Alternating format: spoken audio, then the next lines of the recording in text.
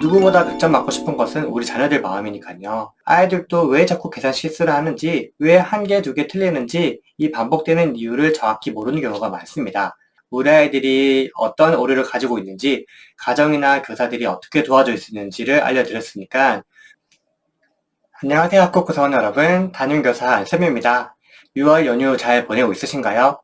5월달에는 하루 종일 비가 내려서 제대로 못 쉬었죠. 이번 연휴가 끝나면 여름방학까지는 연휴가 없으니 남은 기간 편안히 쉬면서 앞으로 공부 잘할 수 있도록 아이들 기운 보충해 주시길 바랍니다.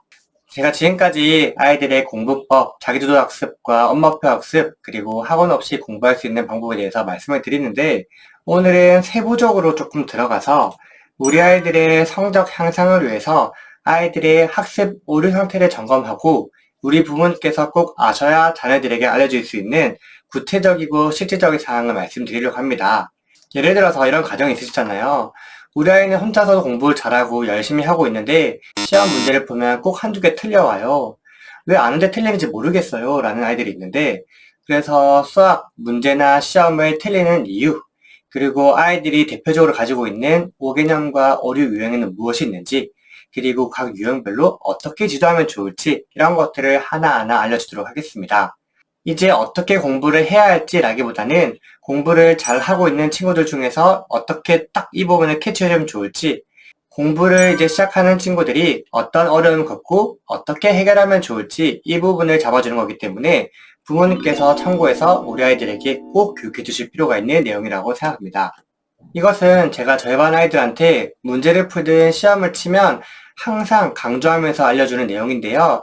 우리 학급 구성원분들께도 전달하도록 하겠습니다. 시험 문제를 풀고 채점된 시험지를 받았다고 가정을 하면 아이들에게는 틀린 문제가 있을 것이고 맞춤 문제가 있을 겁니다. 그리고 그 중에서는 대부분 내가 알고 있는 내용이고 모르는 내용도 있을 겁니다. 이렇게 4칸을 나눈다면 크게 4가지로 분류할 수 있겠죠. 자, 첫 번째는 아는 문제인데 틀렸다. 그리고 아는 문제는 정답을 맞췄다. 그 다음 모르는 문제를 틀렸다. 끝으로 모르는 문제도 맞았다. 이렇게 자신의 틀린 문제와 정답 문제를 구분할 수 있을 거예요. 여기서 우리 아이들은 어떤 문제를 중점적으로 볼까요? 맞아요. 이 모르는 문제 틀린 거에 대해서 한 번 더 복습을 하려고 합니다. 물론 이 친구들도 대결한 친구들이죠. 왜냐하면 대부분 점수만 보고 그냥 끝내버린 친구도 있으니까요. 그런데 저는 한 단계 더 나아가서 아이들에게 이 부분을 확인하려고 합니다.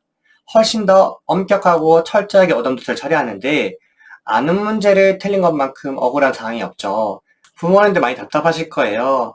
다시 풀라고 하면 항상 맞는데 다음에 또 시험을 치고 돌아왔을 때에는 그런 문제 꼭 틀려 있죠. 이렇게 아는 문제를 계속 틀리는 이유가 무엇인지 이것들을 철저하게 확인하려고 하고요. 추가적으로 한 단계 더 나아가서 모르는 문제를 맞춘 것도 확인하려고 합니다. 아이들은 자기가 맞은 문제에 대해서 복습할 생각을 안 하는데요. 모르는 문제가 맞았다라는 게 사실 상식적으로 말이 안 되잖아요. 찍었는데 맞은 것이기 때문에 이 부분도 공부를 해야 됩니다. 그래서 오늘은 아이들이 아는 문제를 왜 틀리는지, 실제 아이들이 맞는 건지 틀리는 건지 이 부분에 대해서 상세히 말씀을 드리도록 하겠습니다. 모르는 것은 당연히 공부해야 되기 때문에 오늘은 이 부분에 대해서 집중적으로 말씀을 드릴게요. 틀리는 이유에 대해서 제가 크게 3가지로 구분을 해보았습니다.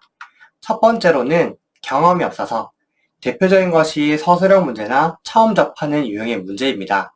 문제집이나 학습지를 통해서 문제를 많이 풀어본 친구, 다양한 유형을 접한 친구들은 새로운 유형이 나왔을 때 본인의 아는 것을 바탕으로 이렇게 문제를 풀면 되구나, 문제 해결을 위해 요구되는 지식과 개념들을 떠올리면서 적용을 할 수 있는데, 그런 활동을 하지 않은 친구들은 당황하게 되고 이 문제 어렵다, 나 못 풀겠다라는 마음으로 이미 문제를 풀기 전부터 마음이 져있기 때문입니다. 그리고 두 번째는 가장 대표적으로 계산 실수 또는 부주의한 실수라고 볼 수 있겠고요. 마지막 3번째는 아이들에게 잘못된 오개념과 그리고 오류가 형성되어 있기 때문이라고 볼 수 있겠습니다. 그런데 오늘은 이 경험이 없어서 못 푸는 문제는 시간이 지나고 많은 경험을 쌓아야 되기 때문에 부주의한 실수를 왜 하고 오개념과 오류들을 어떻게 잡아줄 수 있는지에 대해서 이야기를 하려고 합니다. 네, 그리고 단순 실수나 문제 풀 때 자주 틀리는 친구들은 이 영상을 통해서 해결해준다면 우리 아이의 학습 습관을 다시 잡을 수 있을 겁니다. 그럼 본격적으로 우리 아이의 오류 유형을 살펴볼 텐데 크게 3가지로 구분을 해보았습니다. 훨씬 많을 수도 있지만 실제 초등학교 학생들에게 대표적으로 나타나는 것은 세 가지로 판단했기 때문입니다. 우선 계산 오류와 그 다음에 언어 오류, 그 다음 일반화 오류 5개념이라고 분석을 해두었습니다. 그럼 하나씩 살펴보시기 전에 좋아요와 구독 한 번씩 눌러주시면 감사하겠습니다. 우선 아이들이 공부할 때 어떻게 학습을 받아들이는지 그 절차나 알고리즘을 알면 뒤의 내용을 조금 더 이해가 쉬울 것 같아서 간단히 말씀드리겠습니다. 아이들은 새로운 학습이나 개념을 배울 때 본인의 머릿속에서 알고 있는 내용을 떠올리려고 합니다.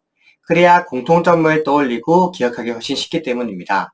즉, 사전 지식을 얼마나 쌓고 있느냐, 배경 지식이 얼마나 쌓여 있느냐에 따라서 새롭게 받아들이는 내용을 잘 받아들이느냐, 못 받아들이느냐 판단할 수 있는데요. 그를 통해서 이제 아이들 중에서는 자신만의 개념을 정립하고 알고리즘을 만들어냅니다. 이를 통해서 교사 입장이나 부모님 입장에서는 중요한 사실 한 가지를 캐치할 수 있는데요. 바로 아이들의 사전 개념, 즉 사전 지식에 문제가 있는지 없는지 판단을 해야 됩니다. 왜냐하면 아이들은 사전 지식에서 새로운 내용과 연관지어서 공부를 하게 되는데 이 초반 부분에 학습 결손이 있거나 잘못된 오개념이 잡혀 있으면 새로운 내용을 배울 때에도 잘못 공부할 수 있을 가능성이 매우 높아지기 때문입니다. 예를 한번 들어볼게요. 2학년 때, 3학년 때 한 자릿수, 두 자릿수, 세 자릿수 곱셈을 할 겁니다. 그러면 아이들 중에서는 곱셈을 하면 숫자가 커진다라는 사전 개념을 가지고 있다고 가정을 해볼게요. 그리고 학년에 올라가서 새로운 학습을 공부하게 되었어요. 그런데 자연수와 분수의 곱셈, 분수와 분수의 곱셈이 됐을 때 왜 자연수의 분수를 곱하면 당연히 커져야 되는데 몫이 작아지지? 라는 오개념에 빠지면서 분수에 대한 개념이 제대로 정립이 되지 않을 수 있다는 거죠. 즉, 저학년이나 중학년 때 배웠던 학습 개념 중에서 아이들이 당연히 맞다라고 생각하는 오개념들이 있는데 3, 4학년까지나 그 해당 학년의 내용을 배울 때까지는 아무런 문제가 없었어요. 그렇다 보니 우리 아이들은 그 알고리즘과 개념이 정확하다고 판단하기 때문에 문제를 풀 때 그 개념을 계속 떠올리게 됩니다. 하지만 학년이 올라가고 그 내용을 바탕으로 새로운 개념을 배울 때 완벽한 줄만 알았던 그 학습 개념이 새로운 내용을 배울 때 자기가 알고 있던 내용과 흐트러지게 되면서 아이들은 혼란과 혼동에 빠져버리게 되죠.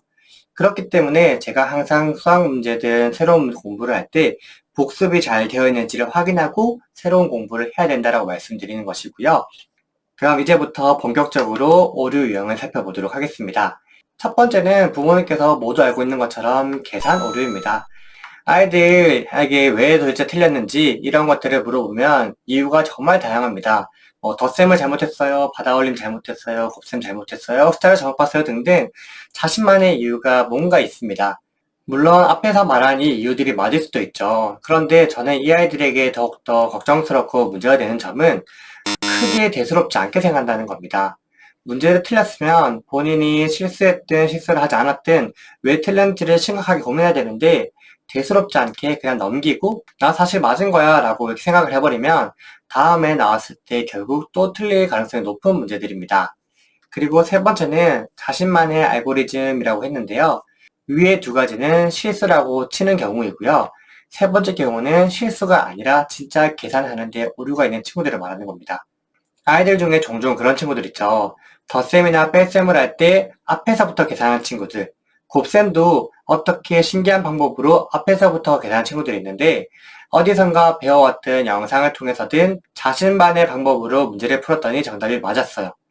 그러면 아이들이 내가 하는 방식이 더 쉬운데 이게 문제가 풀어지네? 라는 생각이 갇히면서 다른 문제를 풀 때에도 학교에서 배운 대로 교과서에 나온 대로가 아니라 자신만의 알고리즘을 통해 문제를 푸는 경우가 많아요. 모든 문제를 풀 때 그것이 정답이 맞았으면 걱정이 되지 않으나 중간중간에 잘못된 알고리즘으로 인해서 문제를 못 푸는 경우가 발생할 겁니다. 그래서 실수인데 틀리는 친구들도 잡아주는 것이 중요하고 실수가 아니라면 대체 어디서 잘못된 알고리즘을 가지고 있는지도 알아봐야 됩니다. 그럼 이 친구들은 어떻게 지도하면 좋을까요? 우선 첫 번째에는 제가 말씀드린 대로 진짜 단순 계산 실수인지 부주의인지 아닌지를 판단해 줘야 됩니다. 그럼 이런 것을 어떻게 판단할 수 있을까요? 기본적으로 아이들이 자꾸 틀리는 오류 유형을 쌓아가야 됩니다. 저를 모은다고 표현했는데요. 틀린 문제를 다시 한번 보면서 그 유형들을 계속 간직해야 됩니다. 오답노트를 만들어도 되고 잘라서 보관해도 되고 가장 중요한 것은 시험지나 문제집을 풀었을 때 문제 풀었던 과정을 절대 지우지 않고 다 남겨두는 것입니다. 그런 후에 아이들이 자기가 틀린 것을 하나씩 꾸준하게 천천히 살펴보는 것이죠. 거기서 본인의 알고리즘이 잘못된 부분을 찾아낸다면 이제 자기 것이 되는 거고, 만약에 발견하지 못한다면 부모님이나 주위 어른, 선생님들의 도움을 통해서 아이들이 찾을 수 있도록 해줘야 됩니다. 그리고 그런 유형들을 계속 쌓아 나간다면 자기가 실수하는 부분을 깨닫고 다음에 그런 유형을 틀리지 않을 가능성이 높습니다. 그런데 단순 실수라고 넘어가 버리면 그 아이는 계속돼서 그 실수를 반복할 수밖에 없고 그것은 실력이라고 봐야 됩니다. 그리고 미국의 대학 박사팀이 연구한 거에서 수화 연산에서는 이 어림하는 과정, 그리고 최종적으로는 암산하는 과정을 연습하는 것이 굉장히 중요하다고 보는데, 저는 초등 과정에서는 이 어림 과정이 필수라고 생각을 합니다. 덧셈이든 곱셈이든 서술형이든 기본적으로 상식이 되는 어림 과정이 있을 거예요. 10 곱하기 10을 했을 때 10이 나오면 이상한 숫자잖아요. 그래서 대충 어림을 한 값과 본인이 정확하게 풀었을 때 값이 대략충 비슷한지 아닌지를 빠르게 머릿속으로 암산하는 과정이 정말 중요하다고 봅니다. 그래서 문제를 풀 때 정확한 정답을 구하기 전에 대략적으로 이런 숫자가 나올 거야 라고 하는 이 어림하는 과정이 수화 연산, 즉 계산할 때 오류를 줄여줄 수 있는 최고의 방법이 아닐까 조심스럽게 생각을 합니다. 결국 최종적으로 암산이 빨라지는 것도 있지만 아직 초등 과정에서는 암산하기에는 조금 조심스러운 부분이 있습니다. 그래서 저는 어림 과정을 조금 더 권장하는 편입니다. 두 번째 오류로는 언어 오류입니다. 대표적으로 부모님께서 말씀하시는 서술형 문제 이런 것들이 여기에 해당됩니다. 수학 언어, 즉 수학식은 굉장히 단순한데 이것을 언어적으로 풀면 아이들 중에서는 못 받아들인 친구들이 있습니다. 예를 들어 봤을 때 3 더하기 5라는 식을 구했을 때는 모든 친구들이 8이라고 풉니다. 그런데 시험 문제에는 3 더하기 5라고 내보내지 않고 그것을 언어적으로 굉장히 복잡하게 풀죠. 3보다 5 큰 수는 무엇인가? 3에 5를 더하면 어떻게 되는가? 이런 것이 있고요. 이것 외에도 어떤 수에 이 수를 더해야 되는데 잘못해서 뺐더니 이 수가 나왔습니다. 원래대로 더한다면 이렇게 말이 길어질수록 언어적으로 복잡해집니다. 이 친구들은 앞서 말씀드린 그 계산적인 문제 때문에 틀린 것이 아니라 언어적으로 어려움, 즉 독해 해석하는 데 어려움이 있기 때문에 틀리는 친구들이 되겠습니다. 그럼 언어 유형은 어떻게 조금 도와줄 수 있을지 살펴보도록 하겠습니다. 가장 중요한 것은 아이들이 핵심을 찾는 것입니다. 결국 문제에서 묻고 있는 것이 무엇인지, 우리가 정답을 찾기 위해서 필요한 것이 무엇인지를 표시해야 됩니다. 필요한 부분만 표시를 하면 굉장히 긴 언어 문장 중에서 숫자 몇 가지가 동그라미에서 쳐줄 것이고, 이 숫자를 이용해서 더하라는지 빼라는지 곱하라는지 그 부분에 설명한 것이 있을 겁니다. 이렇게 표시된 부분들을 요약하다 보면 굉장히 긴 글이 간단하게 요약이 되어 있을 겁니다. 그럼 그것을 가지고 수학식으로 따라 적으면 완료가 되는 것입니다. 예를 들어서 앞에서 말씀드린 것처럼 어떤 수에 29를 빼야 되는데 잘못해서 더했더니 50이 되었습니다. 이렇게 긴 글을 수학식으로만 적으면 아이들은 이 부분을 대부분 풀 수 있겠죠. 그런데 이 언어적으로 길게 적은 것이 아이들에게는 어렵기 때문에 수학식으로 간단하게 바꿔주는 연습이 필요하다고 생각을 합니다. 그리고 세 번째로는 일반화 오류 유형이라고 부르는데, 이것은 도형 영역에서도 많이 나타나고 일반적으로 아이들이 잘못된 오개념은 일반화 오류이지 않을까 조심스럽게 예측을 해봅니다. 제가 그림을 통해서 몇 가지 예시를 보여드릴게요. 자, 다음 중 사각형은 어느 곳입니까? 라고 표시했을 때 해당 친구는 이렇게 두 가지를 표시했습니다. 왜? 교과서의 예시를 보면 항상 사각형이 반듯하게 누워 있잖아요. 그러다 보니까 사각형은 이런 형태라고 생각을 하는데 잘못된 일반화를 가지고 있죠. 다음 예시는 높이인데요. 아이들은 이렇게 배웠어요. 직각으로 수선을 그었을 때 이것을 높이라고 합니다 라고 해서 1번과 2번에 잘 표시를 했는데 3번, 4번에도 똑같이 이렇게 직각으로 표시했어요. 아이들이 항상 삼각형은 이렇게 가운데 직각을 그려줘야 된다라는 인식에 박혀 있는데 사실 이거는 직각이 되어 있기 때문에 높이를 바로 구할 수 있는 거예요. 그러다 보니 아이들은 일반화를 잘못해서 자기가 알고 있는 내용을 똑같이 적용하려다 보니까 실제 개념을 혼동하고 있는 거죠. 그리고 이전번에 배웠을 때 이런 내용이니까 새로 배운 내용도 이렇겠지라고 아이들이 앞서가거나 조금 착각하는 경우가 바로 여기에 해당합니다. 대표적으로 이런 경우가 있어요. 자연수의 계산 방식은 예를 들어 3 더하기 5가 8이라고 가정했을 때 분수에서도 3분의 1 더하기 5분의 1을 하면 똑같이 분모는 분모끼리 더하고 분자끼리는 분자끼리 더하면 되겠지. 이것이 예전에 배운 내용을 새로운 내용에도 적용시키는 경우입니다. 굉장히 잘못됐는데 실제로 이렇게 문제를 푸는 친구들도 너무 많습니다. 그럼 이런 친구들은 어떻게 교육해주면 좋을까요? 우선 당연히 개념 정리를 해야겠죠. 저와 함께하고 있는 친구들은 복습 노트를 하고 있을 것인데요. 복습 노트가 너무 귀찮다면 별도의 카드 만들기 같은 것을 하는 것이 좋습니다. 예를 들어 볼게요. 이렇게 이것은 직사각형이다 라고 해서 직사각형에 대한 개념을 적어주는 것도 좋고, 다양한 직사각형의 예시를 들어보는 겁니다.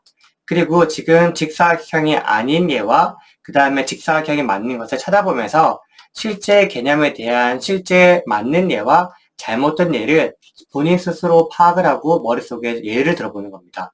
그럼 내가 알고 있는 것이 정확한지 아닌지를 눈으로 확인할 수 있기 때문에 개념을 정리하고 그에 맞는 것과 틀린 것을 한 번씩 떠올려 볼 수 있게 부모님께서 도와주시면 좋겠고요. 새로운 학습 공부를 할 때, 즉 새로운 학년에 갔을 때 조기에 일반화하는 것을 주의할 수 있도록 해주셔야 됩니다.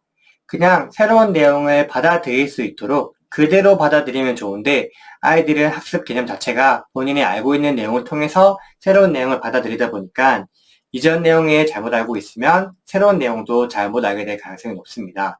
그래서 최대한 새로운 내용을 배울 때에는 선생님께서 어떻게 설명하는지, 그리고 문제집이나 학습지에는 어떻게 풀이가 되어 있는지, 어떻게 설명이 되어 있는지 이 과정을 있는 그대로 받아들이는 것이 5개념을 잡지 않는 데 가장 중요하다고 볼 수 있겠습니다. 네, 오늘은 일반적인 공부 방법보다는 실제 공부를 하고 있는 아이들이 왜 틀리게 되는지, 틀리는 이유의 구체적인 오류 형태를 살펴보았고, 그에 맞는 지도 방안을 말씀을 드렸습니다. 부모님께서도 굉장히 답답하신 것처럼 아이들도 항상 시험 문제에서 1개, 2개를 틀리면 정말 속상할 거예요. 누구보다 100점 맞고 싶은 것은 우리 자녀들 마음이니까요. 그런데 아이들도 왜 자꾸 계산 실수를 하는지, 왜 1개, 2개 틀리는지 이 반복되는 이유를 정확히 모르는 경우가 많습니다. 그래서 저도 이렇게 예전에 계산 실수를 하는 유형 친구들을 정리해 주었고, 이번에는 구체적인 논문을 찾아보면서 우리 아이들이 어떤 오류를 가지고 있는지, 가정이나 교사들이 어떻게 도와줄 수 있는지를 알려드렸으니까 부모님께서 꼭 확인하신 후에 우리 아이들에게 이 부분을 딱 해주신다면 조금 빠른 친구들은 바로 다음 문제를 풀 때 적용해서 본인의 알고리즘을 훨씬 더 정확하게 맞추리라 생각을 합니다. 이번 영상을 통해서 우리 아이들이 오류를 조금 잡아내고 수학 성적이나 실력이 향상되기를 진심으로 바라며 저는 다음 영상에서 인사드리겠습니다. 안녕히 계세요.